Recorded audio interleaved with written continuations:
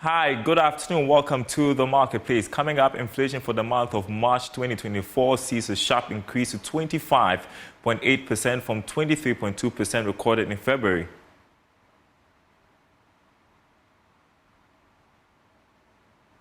Also coming up, government urges transport unions to desist from announcing any unapproved new fares, pending negotiations with industry stakeholders in the coming days.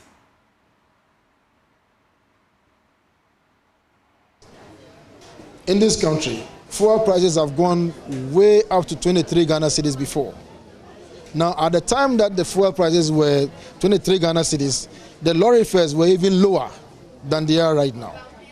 So I'm not sure whether there is need to panic about increase in lorry fares. My name is Daryl. Kwawu. Thanks for being with us. Details coming up. Thanks for staying with us, everyone. Inflation for the month of March 2024 has seen a sharp increase to 25.8% from 23.2% recorded in February this year. Inflation for both locally produced items and imported items went up substantially to 26.8% and 23.8% respectively. According to the Ghana Statistical Service, food, non-alcoholic beverages and transport were the main price drivers for the rate of inflation. It added that inflation went up, food inflation went up by 29.6%, whilst non-food inflation recorded 22.6%. Here's government statistician Professor Samuel Kobene announcing the figures a while ago. 24 rate of inflation stood at 25.8% year-on-year inflation relative to 23.2% recorded for the month of February 2024. This indicates that we have seen a surge in the rate of inflation by 2.6 percentage points, increasing from 23.2% to 25.8% for the month of March 2024. Disaggregating this from a food and a non-food perspective, rate of inflation for food was 29.6% relative to non-food 22.6%. Both food and non-food inflation have seen a 2.6 percentage increase in its rate of inflation between February and March 2024. From a locally produced item and an imported item perspective, we continue to see locally produced items recording a higher rate of inflation relative to imported items, as locally produced items recorded a rate of inflation of 26.6% relative to 23.8%. Both locally produced items and imported items have seen an increase in their rate of inflation between February and March 2024, but we've seen a much sharper increase in inflation for imported items, as inflation for imported items rose from 21.1% to 23.8%, indicating a 2.7 percentage point difference, as we saw a 2.0 percentage point difference for inflation on locally produced items. Well, joining me on Zoom is economist and research lead at GCB Capital, Gov't, to make sense of this latest numbers from the Statistical Service. Good afternoon to you, Gov't. So, a huge jump from over 2% we have seen in February. Any surprises there? Sorry, good afternoon to you and your listeners. Huge jump, yes, but I don't think it's a surprise at this point. It's something I think I've talked about in my previous discussion of inflation. Indeed, it even fell slightly below what I was expecting, about 26%. What is happening is largely due to base movement. If you recall, March 2023, we saw sharp decline in inflation from, I think, the 50s, they were about to 45. It was the decline of 7.8% in a single print. And we saw across the food, non-food, and the headline month-on-month inflation that there were deflation recorded. Now, by the way inflation is calculated, changes in the CPI from a certain base period to the current period, that lower base from March 2023 will mean that inflation will increase for the period. Add that to the fact that we've seen some cedi depreciation within the data window, and we've seen also fuel prices surge at the pumps within the period, which is reflected in transport inflation for a period. It is not a surprise at all that it's crept to the level we are seeing it now. Gov't, we are currently experiencing a power crisis. Fuel prices are going up. We expect transfer fares to go up in the coming days. Also, we are also having to deal still with currency depreciation. Looks like inflation is going to continue to rise in the coming months. Is that your analysis?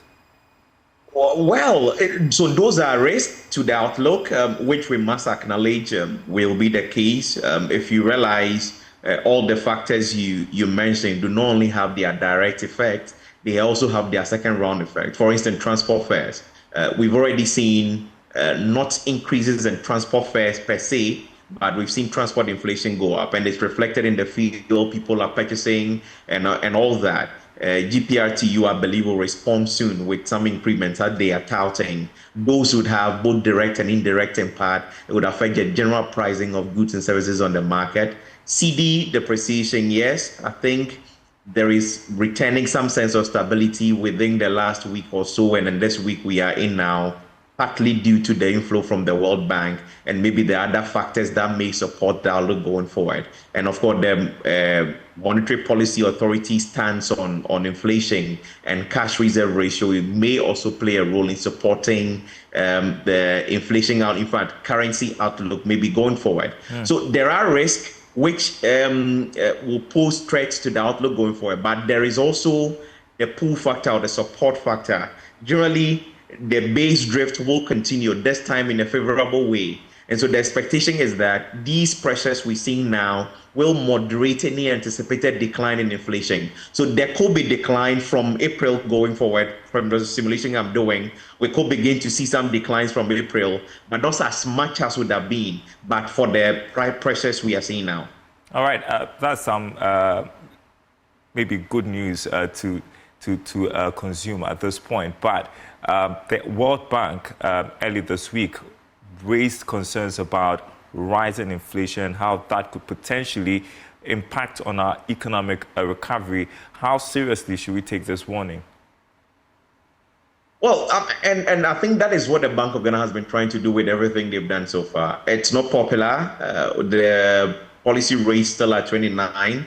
People that wish it's much lower than that. The cash reserve ratio adjusted to the levels they are now, that will be absorbing about 18 billion from the banking system if the banks do not react with low credit creation.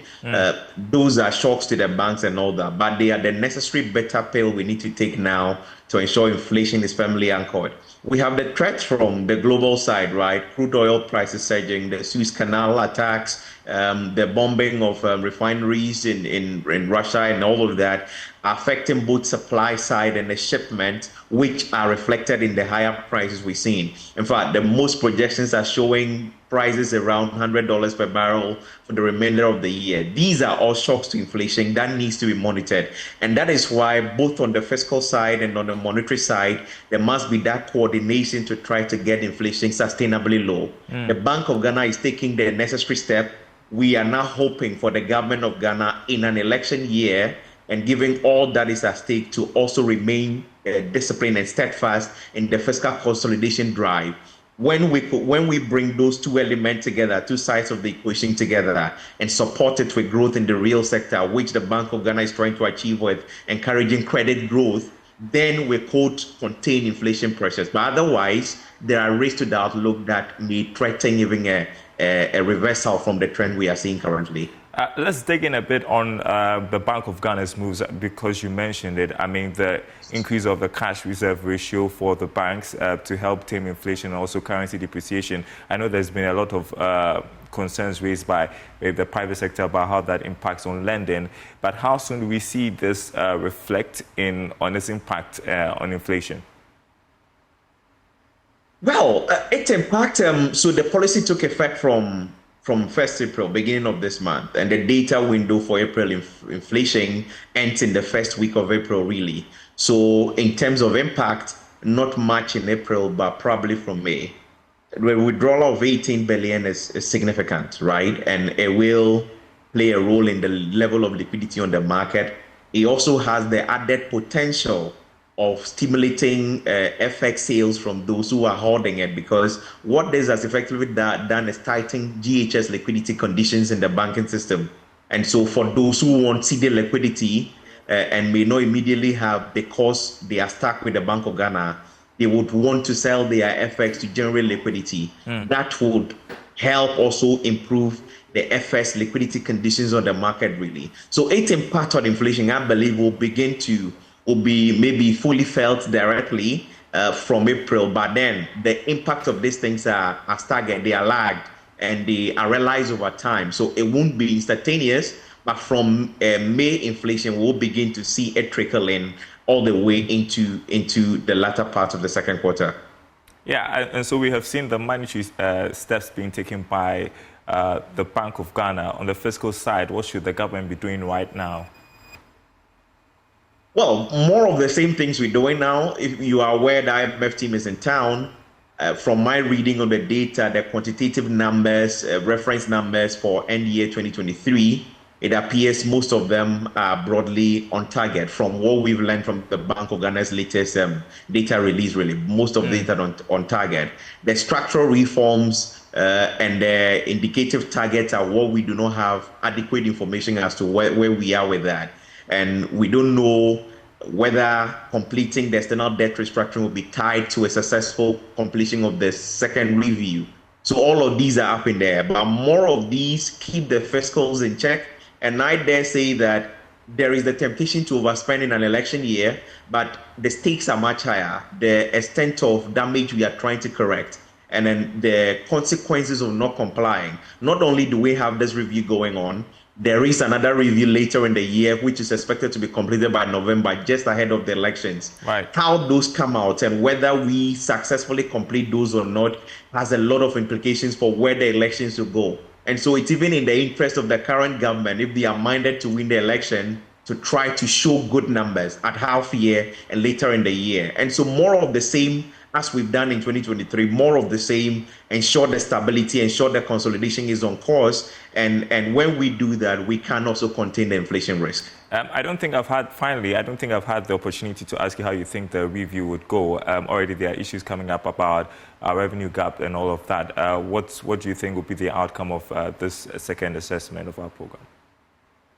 It is revenue an important issue. I think it's our biggest problem that we did not go ahead with the VAT on electricity alone creates gap from the beginning. I think from my reading of and hearing the governor on the last MPC, it appears we front-loaded expenditure in the first quarter of the year, which will require some adjustment to bring it back to within range. All of these are conversations. So we would have to now convince the IMF and then, of course, under the program that we are able to do the needed adjustment, either to increase revenue or tame expenditure to keep the target within check. And so at least in terms of the reference period, end of 2023, I think the numbers are largely within the range. It is the period thereafter that needs to be looked at. And what I'm not very sure about is whether this review is tied to the completion of external debt restructuring, which timeline we've missed, because we were told end of quarter one. We are in April now, and not much has been said, at least on the commercial side of things, really. So that clarity, I believe we will know on Friday from the press release. But my expectation generally is that it will take a while to get the board's approval again, given the lingering issues that needed to be ironed out. On the staff level, we will reach an agreement, but for the board to approve, I think a number of issues may be outstanding and needs addressing, just as we've seen in the first review. And the May timeline we're looking for to get the money may be too soon. We may have to go a bit longer, if my reading of the data and the conversations is right. Thank you so much, Courage Boti. Insightful as always. Appreciate your time with us this afternoon on the Marketplace. Thank you. Wow. My pleasure. Government is urging transport unions to hold off announcing fare increases.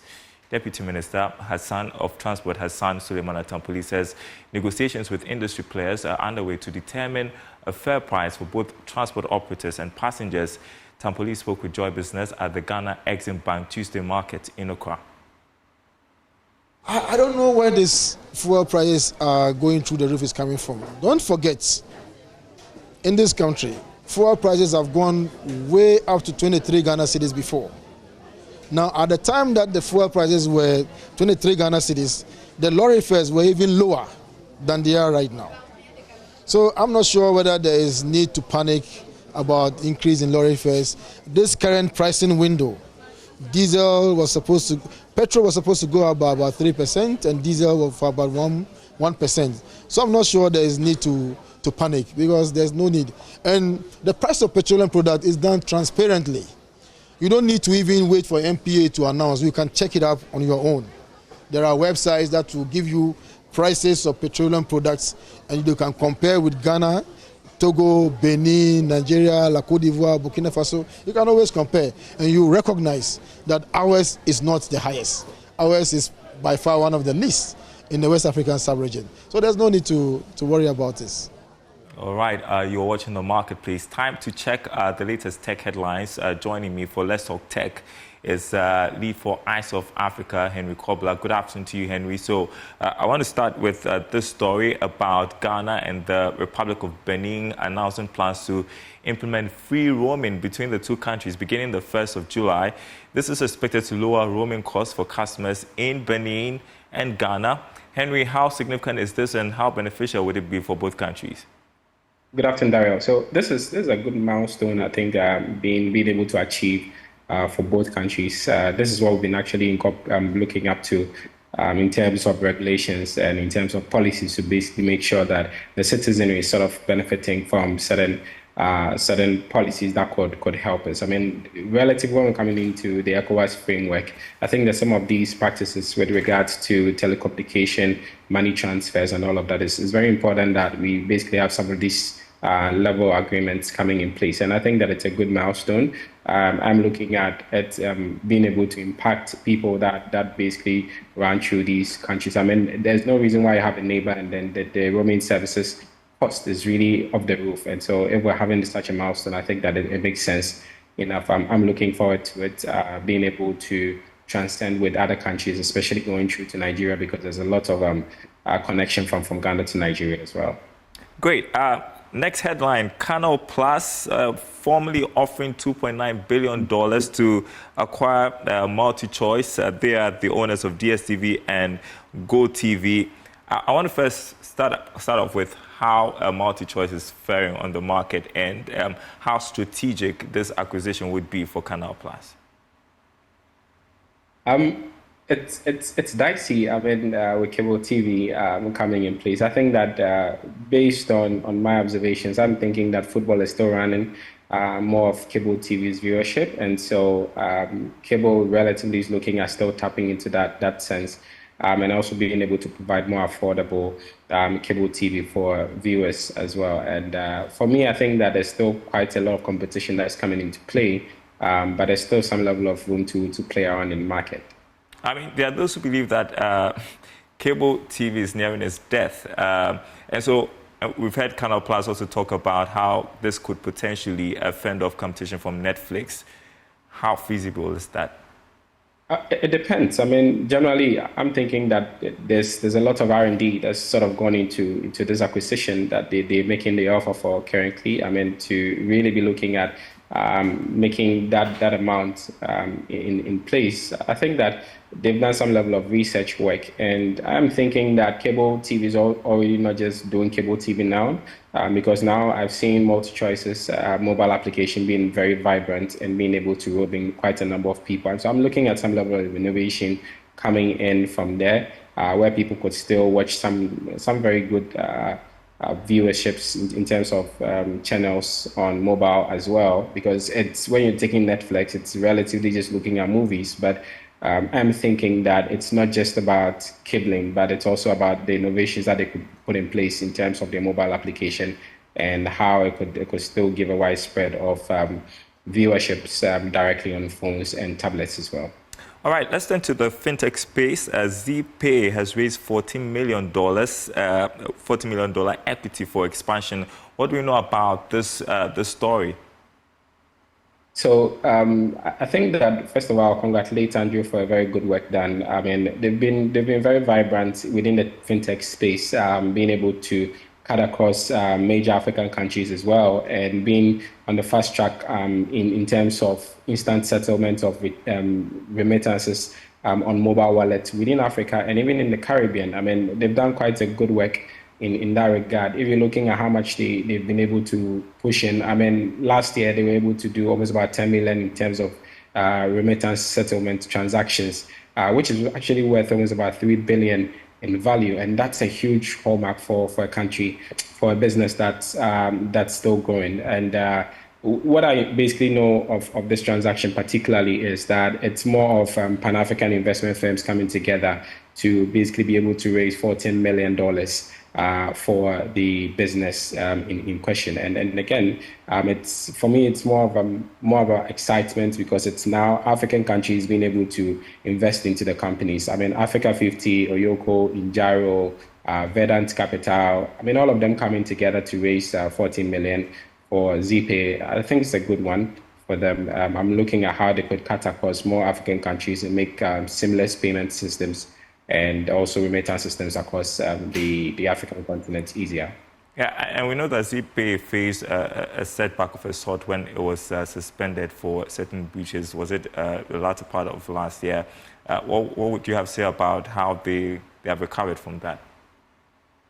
I don't think that it really did affect them too much. Generally, these are some of the issues that's going to come up, especially when such a company is sort of dealing directly with the regulators, boots for boots. And so generally, you would have some of these suspensions and all of those things come into play.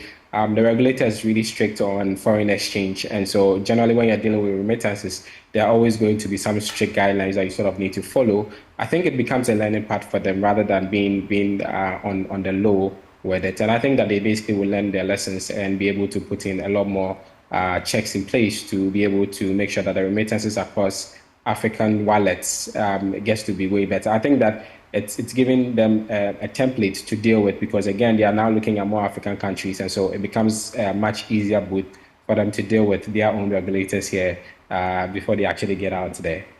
Henry Kobler, smart analysis from you, lead for Eyes of Africa. Thank you so much for speaking with us on the marketplace.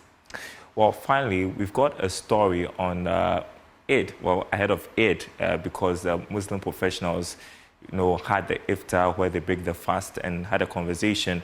And so a professor of the School of Engineering at Kenya has advised Muslims to use their time wisely to earn money that can be used to support those in need. Professor Abdul Rahman Ahmed emphasizes that money becomes valuable when it is utilized to assist those who are most in need, highlighting the importance of wealth distribution among the less fortunate. He was speaking to members of the Muslim Professionals Association in Kumasi during an iftar gathering where Muslims break their fast. We only speak about it in blameworthy terms when there is no such foundational intention for the pursuit of wealth. Professor Ahmed explores the concept of al-barakah, distinguishing between a blessed life and a successful one. He says that money held in bank accounts remains insignificant until it is invested wisely. Money is only useful to the extent that you use it. If you use it to buy something or you use it to help someone, then it becomes useful. If it is there in your bank account, I have bankers here, I should be careful how I express some of these terms. Now, they are just numbers. So the day you die, you just died and left numbers behind, really, not money. According to Professor Ahmed, money loses its worth if it is not used for benevolent purposes, citing instances where wealthy people struggle to assist others. You have money in your pocket and someone approaches you and he needs a little help, and the first inclination in you is that, don't give.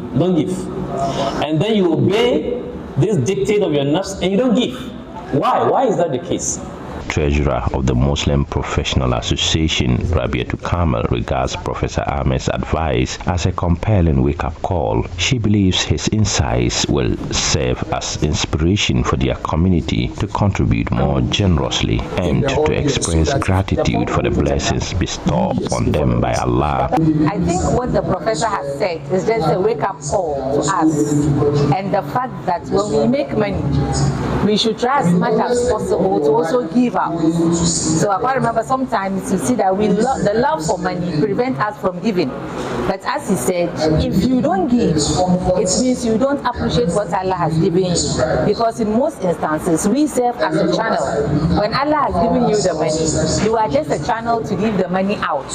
By the channel, it means giving out for those who do not have or for projects that would help the community. Both the president of the association, Dr. Abdul Samad Muntaka, and Secretary Alhaji Mohammed Nasir Ibrahim stressed the importance importance of ethical wealth accumulation. Dr. Muntaka emphasizes that while making money is crucial, it should never involve dubious methods like cheating.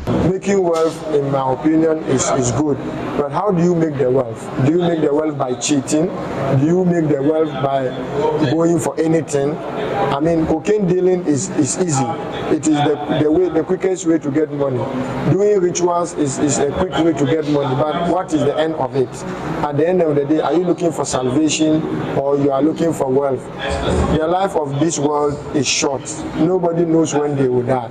It is better to go for wealth that you have earned it through the legal Islamic means than to go for wealth that you have earned through on orthodox ways that will only buy you trouble with Allah in the hereafter. So our speaker was drawing our mind to the fact that yes, it's good to go for wealth, but we should always seek for the barakah, which is the blessing behind the wealth. Alhaji Ibrahim urges Muslims to spend their hard-earned money wisely, emphasizing that legitimate earnings are the foundation for giving back to community and positively impacting those connected to them. In order not to be a good Muslim, even when you abide by the Islamic principles to earn the resources and the wealth, you should also have the intention of spending it in the right way to help others in the community so that Allah will also be happy with you, and then you can benefit from that in this earth and in the next life.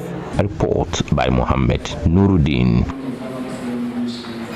All right, so happy Eid to all those celebrating tomorrow. We are going to be here with the news anyway, so no holiday for us. But speak of news, there is more news on our website, myjoyonline.com/business. March 2024, inflation increases sharply to 25.8%. Also, GMPC may not survive if government ceases to support cooperation after 2026, according to PIAC. Check out our headlines, myjoyonline.com/business.